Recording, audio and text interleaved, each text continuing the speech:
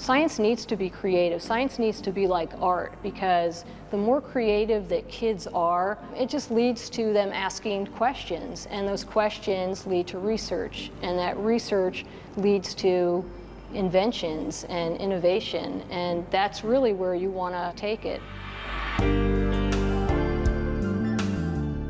My idea for the Kids in Medicine program was to be able to offer something that was really unique. As we both got involved in Seattle Science Foundation in training physicians and health professionals, it seemed a very natural fit to bring children up here and give them the opportunity to be exposed to biology and physiology and medicine. Something that was hands-on, an experience that they couldn't get anywhere else. The minute you touch or feel or manipulate, all of a sudden it becomes real and it becomes part of the student.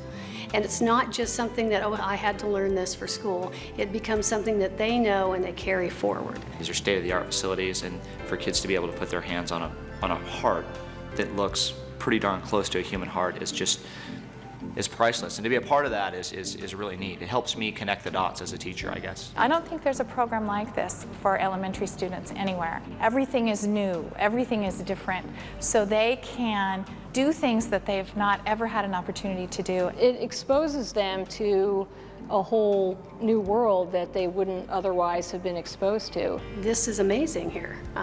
The facility and the technology that you're using is incredible, and I have never seen that, and the kids are so excited.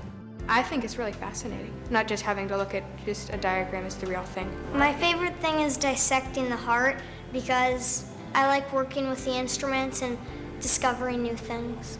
I think it's different than school because we actually get to be here hands-on doing it instead of listening to people talk about it, which is, in my opinion, more fun. I always remember things better when it's just hands-on. I wonder how those things work. I wonder what it looks like inside. I wonder what it looks like to take it apart, put it back together, because those are the type of thought process I think that are really important to encouraging kids into these type of career paths.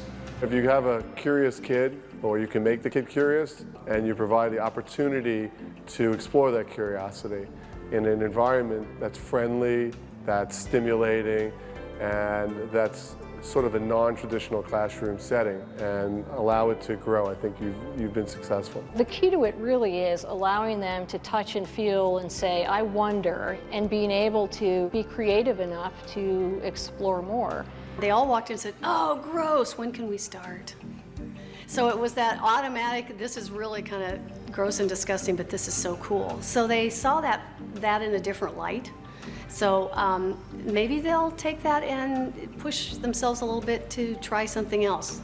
The bigger picture is planting the seeds of inquisition in these kids and getting the message across to them that there's a lot out there, and a lot of it's got to do with science. I feel very strongly that a lot of kids make choices that are not fully vetted, for lack of a better term. I think kids don't get the appropriate exposure, whether it be political science or media or biology. And I think you look at every kid and there could be a world-famous violinist within his soul, or there could be a great doctor or a great writer. And I think it's critical as an adult to make sure that children get that exposure. We're trying to get kids to think about their health, and trying to kids know what cardiovascular fitness is, and know what muscular endurance is, and know what muscular strength is, and know how the actions they can take to impact their own health.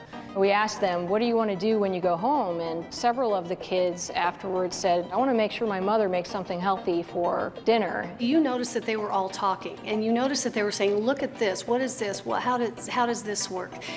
And they had to actually face each other and look at each other and listen to each other. We have to really balance that carefully, and this would do it, because you're having the technology plus true communication skills. The next step for this program is really to be able to offer it to as many children and as many schools as possible. I'd like to really start with the public school system and be able to provide that opportunity that they wouldn't otherwise have. The number of parents that I talked to just today who said, my student wants to come back next year. They want to know when you're coming out to their school. They want to know when they get to do this again. They're very excited, and they know that there aren't opportunities like this that are often available, and are wishing that there would be. Just to be able to have this opportunity presented to the students it is great. So I hope for them it's been a great experience. It has to be funded. When we go take a field trip, it's $200 out of our classroom budget. just for the bus. If it's not funded, we can't come. And sometimes it's as simple as transportation. If we can get kids to the places, you're going to be able to do this program. Even outside of those core areas of math, reading, and writing, is about having kids have knowledge-based outcomes and not just being able to do push-ups and sit-ups and run and be in good shape, but also take the responsibility and have the knowledge-based content for what it takes to be a healthy person. The curriculum that kids got today really connected well to that, so I was really thankful that we can make those connections between what's happening in the school, what we want kids to learn, what the state of Washington wants kids to learn, and what we're doing here. It just seems to fit really well together. Whether they come in here to the Seattle Science Foundation or we're able to bring something out into the classroom, that would be an experience they would remember forever. I just want you to know how impressive this was, how well organized it was. I could not believe every time I asked Joni about, well, am I supposed to send out the parents this? She says, no, I'm emailing it to you now. And it's like, oh, well, what about the buses? How do I get those paid for? It's done. So it takes an incredible amount of time for a teacher to teach and organize at the same time, and so that's why we eliminate a lot of field trips.